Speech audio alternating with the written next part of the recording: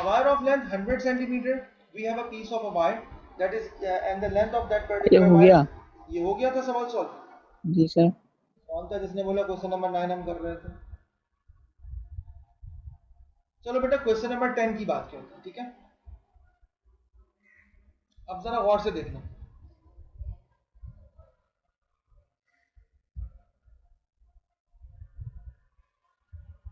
A group of students is on a sightseeing tour. एक students का group है, sightseeing tour पर जा रहा है, ठीक है? And the total fare is $120 and this is to be shared equally among the students and every students contributed a certain amount and the sir sum ये of भी हो that। गया। ये भी हो गया था। जी सर। ये कौन है यार स्लो आदमी जो बोल रहा है सर? ये मैंने समझा दिया था, पक्की बात। चलो आगे जी बढ़ते हैं। Next question number 13। अच्छा बेटा, यस्टरडे समवन सर मैसेज। हाँ बेटा बोलिए। सर वो 10 वाला समझाते हैं क्या? कल आए थे क्लास में बिलाल? नहीं सर, यार ये तो वो गलत ही है। मोबाइल की एलसीडी चले गई थी। आज आ गई वापस? पैर फूटे थे उसके? जी सर। आज आ गई वापस एलसीडी? हाँ सर। कैसे खुद ब खुद? अच्छा चलो मैं तुम्हें नहीं सर, शॉर्टकट में दुकान। बता देता हूँ, रुको जल्दी जल्दी मैं शॉर्टकट में बता देता हूँ, ज़्यादा टाइम नहीं लूँगा क्योंकि मुझे आज ये एक्सरसाइज कंप्लीट करनी है। देखो, we are discussing a group of students that is going on a sightseeing tour और उन लोगों ने कुछ पैसे जमा किए हैं, ठीक है? और उन्होंने जो पैसे जमा किए हैं दैट इज इक्वल टू $120, ठीक है?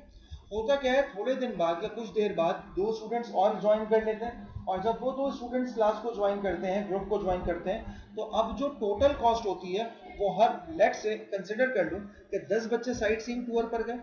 जब 10 बच्चे साइट सीइंग टूर पर गए और उन्होंने पैसे जमा किए तो $120 जमा हुआ। इसका मतलब हर बच्चे ने $12 दिए अगर 10 बच्चे गए थे। थोड़ी देर बाद दो बच्चों ने और ज्वाइन कर लिया ग्रुप को। अब जब दो बच्चों ने और ज्वाइन कर लिया तो अब हर बच्चे के हिस्से में जो पहले वो $12 दे रहा था अब उसने $10 देने, मतलब the amount given by any student is now reduced to $2। Sum बनाने 120 है। 120 है, डॉलर। मतलब जितने भी ग्रुप ऑफ स्टूडेंट्स थे, जितने भी स्टूडेंट्स थे, उन्होंने हमें पैसे जमा करके दिए $120। अब सबके हिस्से में लेट से $10 आ गए, let's say, I am not sure about it, let's say दो बंदे और आ गए। अब जब दो बंदे और आ गए तो उन दोनों बंदों के आने की वजह से सिस्टम पे क्या इम्पैक्ट पड़ा? वो बंदे, वो लोग जो पहले $10 दे रहे थे अब उनको $8 देंगे, मतलब अब 10-10 $2-2 कम हो जाएंगे। ये चीज समझ में आई? जी जी। अब जरा गौर से समझो। मैंने कंसिडर कर लिया कि मेरे पास नंबर ऑफ स्टूडेंट्स x के बराबर है और अगर मैं तुमसे बोलूं कि भाई मुझे ये बता दो कि अगर टोटल डॉलर्स 120 हैं और नंबर ऑफ स्टूडेंट्स x है तो पर बच्चे का कंट्रीब्यूशन कितना हुआ $120 में, कैसे फाइंड आउट करोगे? जल्दी से बताओ।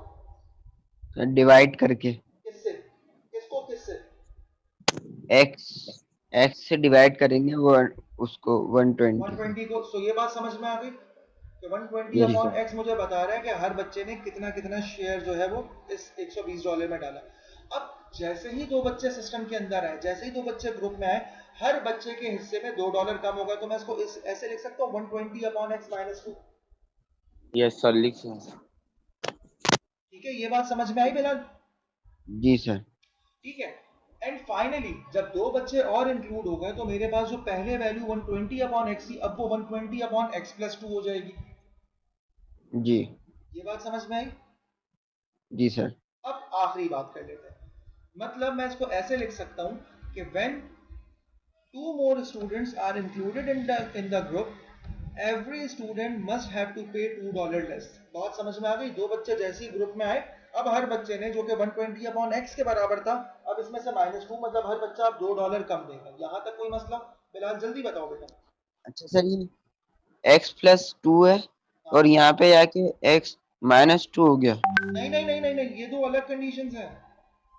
ये सॉल्व नहीं हो रहा, मैं ये बता रहा हूँ। देखो ये वाली कंडीशन तुम्हें क्या बता रही है कि टोटल बच्चों में दो बच्चे और इंक्लूड हो गए और ये कंडीशन जी तुम्हें क्या बता रही है कि पहले अगर हर बच्चा $10 दे रहा था तो अब वो -2 करके देगा, मतलब अच्छा $8 करके देगा। अब इन दोनों को ठीक है कंपेयर कर रहा हूँ, ठीक है।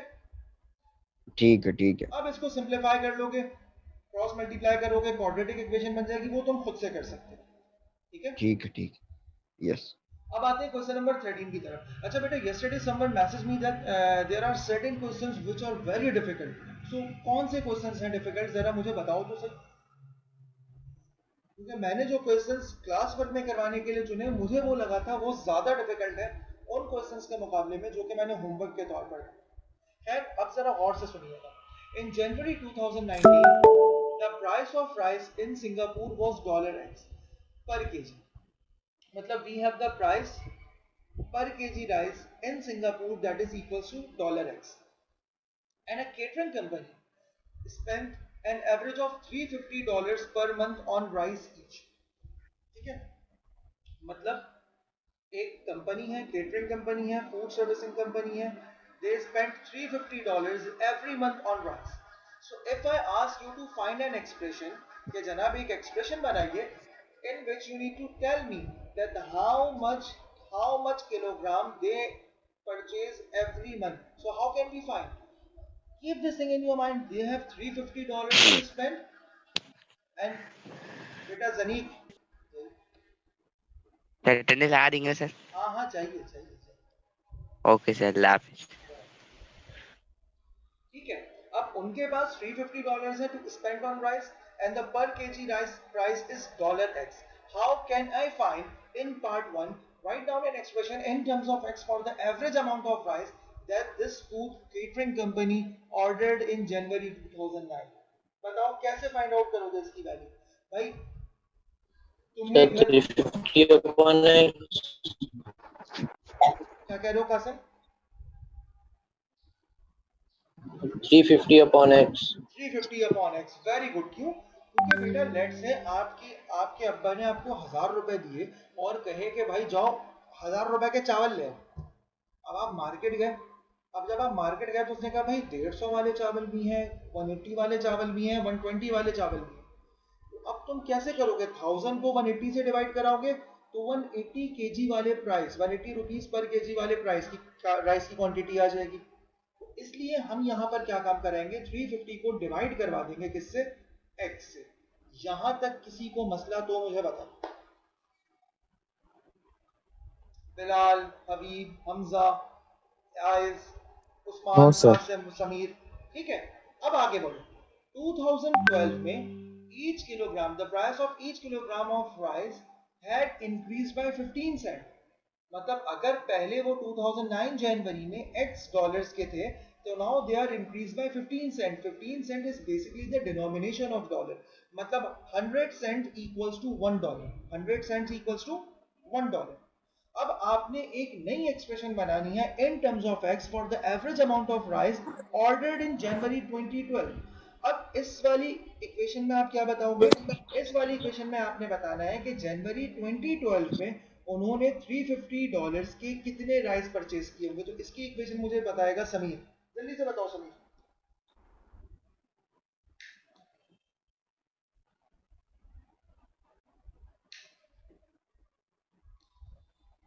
समीर,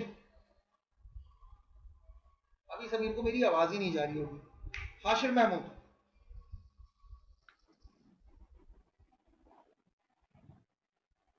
हाशिर महमूद, हबीब हाशमी, हमजा फरहान, किसी को तो आवाज जा रही होगी मेरी, आज किसी को भी आवाज नहीं जा रही। यस सर आ रही है हबीब हाशमी, बिलाल को आ रही है, बिल्कुल क्लियर आ रही है। सैयद हसान, मोहम्मद हसान, अब्दुल्ला सलमान, ठीक है बेटा। जिनके मैंने नाम लिए, अगर इन्होंने अपना माइक अगले सेकंड में अनम्यूट नहीं किया तो इनकी अटेंडेंस नहीं लगेगी। बैठे रहो ऐसे, ठीक है। Yes sir. आवाज आई? यस सर, आ रही है आपकी आवाज। तो मैंने कब बोला आवाज? मैंने आपका नाम लिया है हाशिर महमूद बकायदा, ठीक है। अच्छा सर। अब ये बताओ कि इन जनवरी 2012 if they are willing to purchase dollar about of 350 price of about $350, then what would be the expression? अब expression क्या हो जाएगी मेरे पास?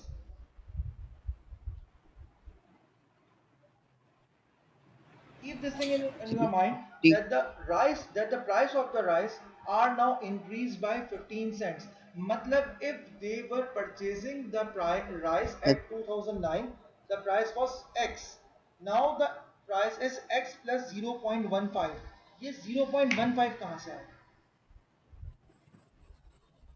सर मैं बताऊं? So 50 15 नहीं होगा? 15 क्यों होगा? sir. अच्छा हाँ सही है सही है। हाँ बेटा सर बिलाल ये बोलो। सेंट्स है ना सर? सेंट्स में है और सेंट सर बराबर ये होता है 0.5 सर, ये सेंट्स, सर ये वो है इनको सर जो प्रॉफिट हुआ है साल में। ना ना ना ना ना ना ना ना ना गलत जवाब. In January 2012, the price of each kilogram of rice had increased by 15 cent. मतलब चावलों की कीमत 15 सेंट बढ़ गई. जुमले का मतलब तो समझो. सर सैंड का मतलब? सेंट का मतलब होता है जैसे देखो हर करेंसी की एक डिनोमिनेशन होती है. $1 बराबर होता है 100 सेंट्स. 100 सेंट मिलते हैं तो $1 बनता है.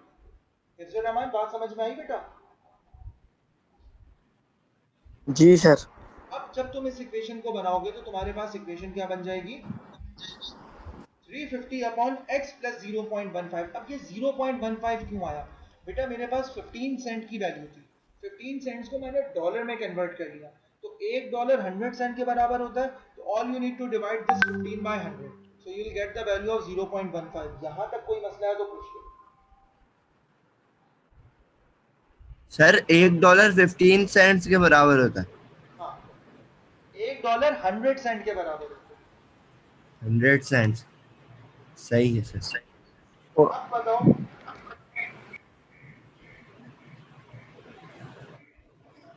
क्या ये सही है? ये चीज समझ में आ गई?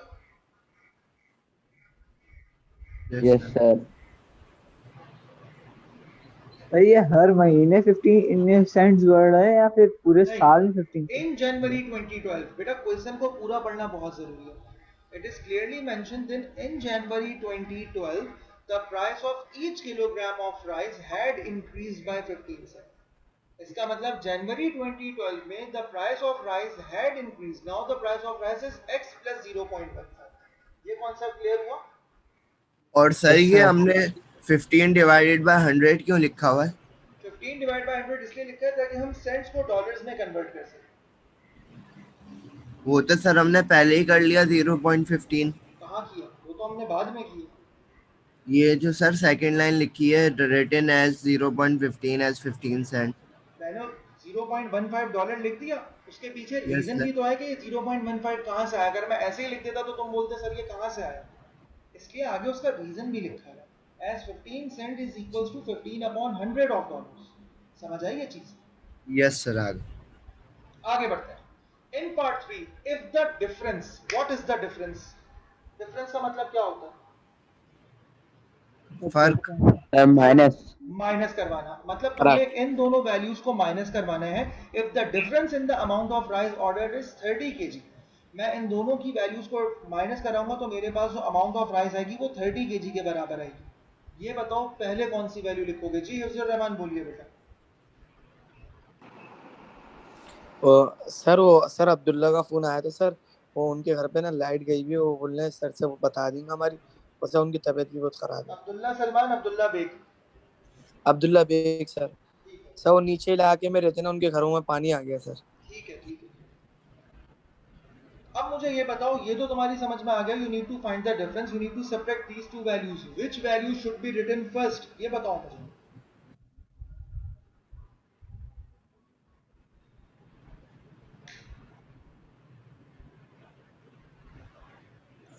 कौन सी वैल्यू पहले लिखी जाएगी? नीचे वाली. क्यों?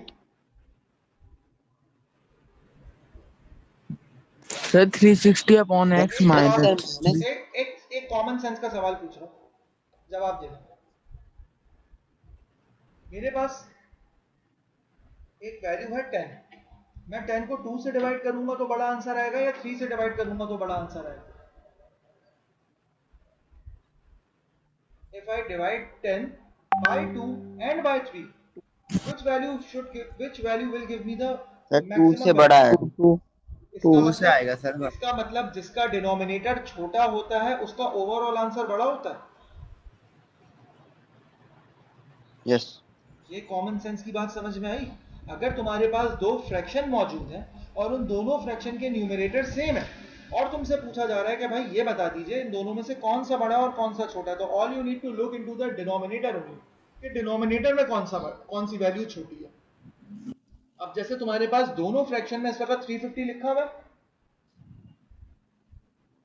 दोनों फ्रैक्शन, बेटा हाँ या ना में जवाब दिया करो, ठीक है ना? ये बहुत ही इरिटेटिंग एटीट्यूड लगता है मुझे कि टीचर अकेले बोले जा रहे हैं और आपकी तरफ से कोई रिस्पांस नहीं आ रहा। वैसे ही आधे बच्चों की तो आज अटेंडेंस लगेगी नहीं, क्योंकि जिन्होंने अपने माइक्स अनम्यूट नहीं किए मेरे कहने पे, they don't deserve any kind of attendance. तो अगर आपके पास दो फ्रैक्शन मौजूद हैं और आपसे पूछा जा रहा है कि जनाब among these fractions which fraction is greater and which fraction is smaller, then all you need to check the denominator। मेरे पास दो फ्रैक्शन मौजूद है, एक 350 upon x and the other is 350 upon x plus 0.15, and the numerator of both fraction are sir similar। Minus क्या करना है? हाँ minus क्या करना है सर? बेटा तुम इतनी देर से क्या कर रहे थे? कि सर समझाने। सर 30 माइनस करना है। क्यों 30 माइनस करना? तुम इतनी देर से क्या कर रहे थे बिलाल? मतलब ये तो हम डिस्कस कर चुके हैं कि हमने माइनस क्या करना है, कैसे करना है, हम ये डिस्कस कर रहे हैं। बेटा दैट इज द रीजन कि तुम लोगों के जहनों से मैथ्स निकल जाती है, क्योंकि तुम मैथ्स की क्लास के दौरान ना इधर उधर निकल जाती हो, कभी फिजिकली तो कभी मेंटली, और फिर बोलते हो मैथ्स मुश्किल है। मैथ्स मुश्किल नहीं है, तुम्हारी तबीयत में जो है वो मैथ्स पढ़ना है। मैथ्स की क्लास में गौर से नहीं देखते, फिर बोलते हो मैथ्स मुश्किल है। मैथ्स से आसान सब्जेक्ट कोई नहीं है बेटा, आजमा कर देख लेना इस बात को। खैर, हमने इन दोनों फ्रैक्शन को माइनस करना है। हमने मालूम करना है जनाब कि if the difference in the amount of rice order is 30 kg, अगर मेरे पास दोनों वैल्यूज को माइनस करवाकर राइस ऑर्डर की वैल्यू 30 kg के बराबर आ रही है, तो मैं इसको कैसे सॉल्व करूंगा? तो हमने इन दोनों को सब्ट्रैक्ट तो करना है, पहले कौन सी वैल्यू लिखनी है मैं ये समझा रहा हूँ। अब मुझे इतना पीछे लेकर चले गए हो तुम कि मैं अपने टॉपिक से कम 5 मिनट पीछे जा चुका हूँ। इसलिए कहता हूँ कि जिस जगह जो प्रॉब्लम हो उसको वहीं डिस्कस करो। तो बेटा अब हमने इन दोनों फ्रैक्शंस को आपस में माइनस करना है। चलिए जी, माइनस करने के लिए कौन सा फ्रैक्शन पहले लिखा जाएगा, इसके लिए तुम ये देखो कि तुम्हारे पास जो फ्रैक्शन मौजूद है। मैं बताऊं? एक मिनट बेटा हाशिर, पहले मुझे रीजन समझाने दो। इन दोनों के न्यूमरेटर में क्या वैल्यू लिखी है जल्दी बताओ? x plus 0.50, that is numerator. 350। Sir कोई फर्क नहीं है। बेटा न्यूमरेटर हमेशा ऊपर लिखा जाता है, तो दोनों के न्यूमरेटर सिमिलर हैं। अब मुझे ये चेक करना है कि भाई इन दोनों में से डिनोमिनेटर किसका बड़ा है, क्योंकि जिसका डिनोमिनेटर बड़ा होता है वो ओवरऑल वैल्यू छोटी हो जाती है। मैंने इसकी सर नीचे वाले का बड़ा है। एक मिनट, मैंने तुमसे कहा कि if you need to divide 10 by 2 and 10 by 3, which values will give you the major value, the maximum value? तो लाजमी तौर पर जब आप 10 को छोटी वैल्यू से डिवाइड कराओगे तो आपका ओवरऑल आंसर बड़ा हो जाएगा। तो अब मुझे ये बता दो कि इस 350 अपॉन x और 350 अपॉन x प्लस 0.15 में से कौन सी वैल्यू बड़ी है? Sir 360 upon x। 50 upon x। 350 upon क्यों? क्योंकि x प्लस 0.15 का मतलब है कि आप उसमें 0.15 ऐड कर रहे हो। 0.15 ऐड करने की वजह से ये वैल्यू बड़ी हो जाएगी, और जब डिनोमिनेटर बड़ा हो जाता है तो ओवरऑल वैल्यू छोटी हो जाती है। So now you need to write this equation as 350 minus x minus 350 upon x minus 350 upon x plus 0.15 equals to 30। अब कंडीशन समझ में आई? सर ये हाँ बोलो बीच में हमने माइनस क्यों लगाया है? बेटा पार्ट 3 में लिखा हुआ है if the difference means subtraction, subtractions mean minus. Okay sir, ठीक है। इसको सॉल्व कीजिए जल्दी से और मुझे इसका आंसर बताइए, क्योंकि लास्ट क्वेश्चन आज नहीं हो सकता। वो 5 मिनट रह गए हमारे पास क्लास खत्म होने की। इसका आंसर निकालो जल्दी से। अब जरा यहाँ 1 मिनट के लिए रुक जाओ। अब यहाँ 1 मिनट के लिए रुक जाओ। जब तुम इस इक्वेशन को सॉल्व करोगे तो तुम्हारे पास इक्वेशन इस फॉर्म में आ जाएगी 30x² प्लस 0.5x माइनस 52.5। ठीक है, लेकिन क्वेश्चन में तुम्हें इक्वेशन दी गई है किस फॉर्म में? क्वेश्चन में इक्वेशन तुम्हें दी गई है 20x²। मतलब तुम्हें इक्वेशन 30x² की फॉर्म में नहीं चाहिए, तुम्हें इक्वेशन चाहिए 20x² की फॉर्म में। अब क्या करोगे? बेटा कभी भी इस तरीके की सिचुएशन में फंस जाओ ना, परेशान मत होना। तुमने जो सोल्यूशन निकाला है उसमें एक्स स्क्वायर का कोफिशिएंट क्या है? 30 और और क्वेश्चन में जो इक्वेशन गिवन है उसमें एक्स स्क्वायर का कोफिशिएंट क्या है? 20 20 20। दोनों को डिवाइड कराओ जरा, 30 डिवाइडेड बाय 20 क्या आंसर आ रहा है?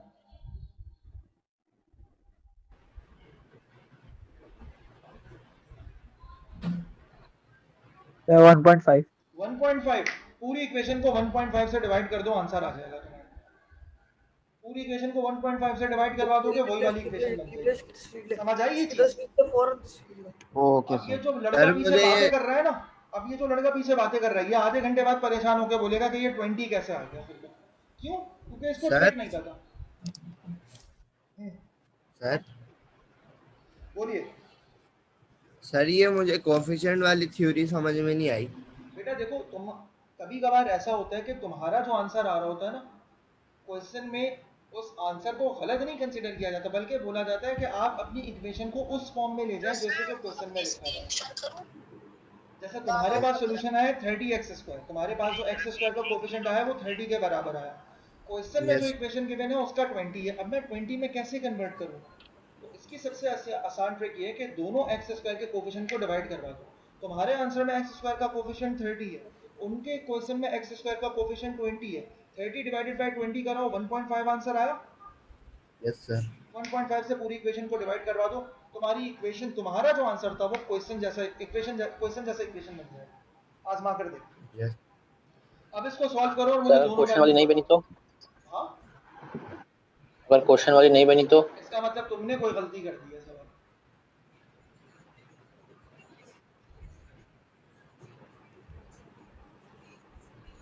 चलो ओके इक्वेशन सर को सॉल्व करो और आंसर बताओ जल्दी।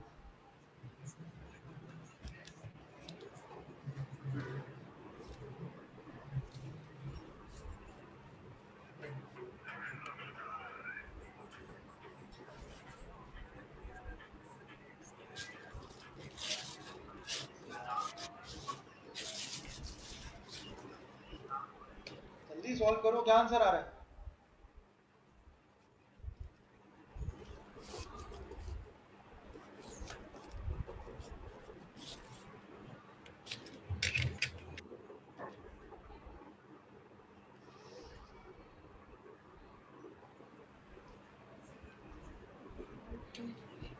रहमान,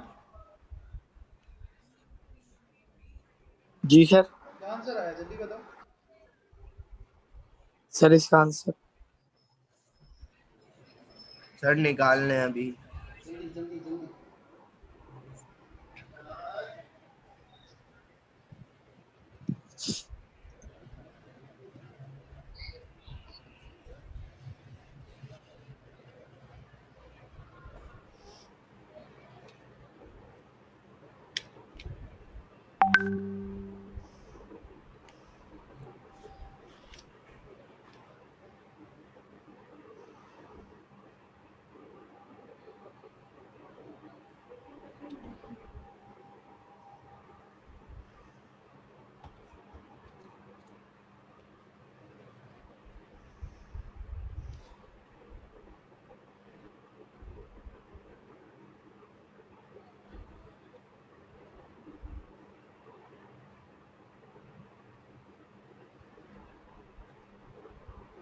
क्या हुआ, इतना टाइम लग रहा है यार आंसर निकालने में तुम लोगों को?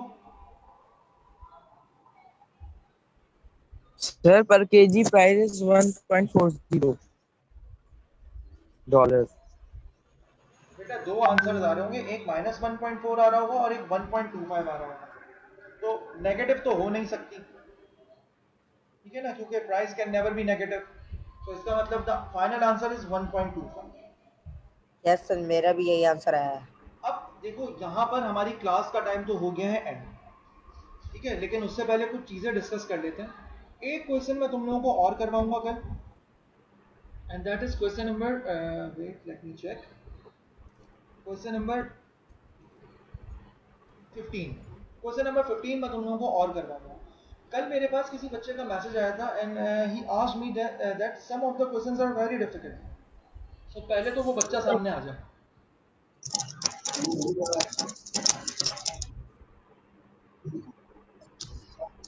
हाँ जी, कौन था वो बच्चा? खैर चलो, अभी नहीं आ रहा वो सामने।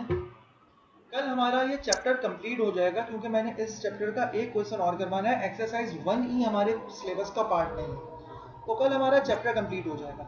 मैं तुम्हें रिकमेंड करूंगा बेटा कि कल जब तुम क्लास लेने आओ, तो कल क्लास लेने आते वक्त तुम एक्सरसाइज 1D के जो क्वेश्चंस तुम्हें मुश्किल लग रहे हैं उनको जरा हाईलाइट करते हुए आ जाओ कि सर मुझे एक्सरसाइज 1D का ये वाला क्वेश्चन मुश्किल लग रहा है, या कोई सा भी क्वेश्चन मुश्किल लग रहा है। तो कल हम ओके सर।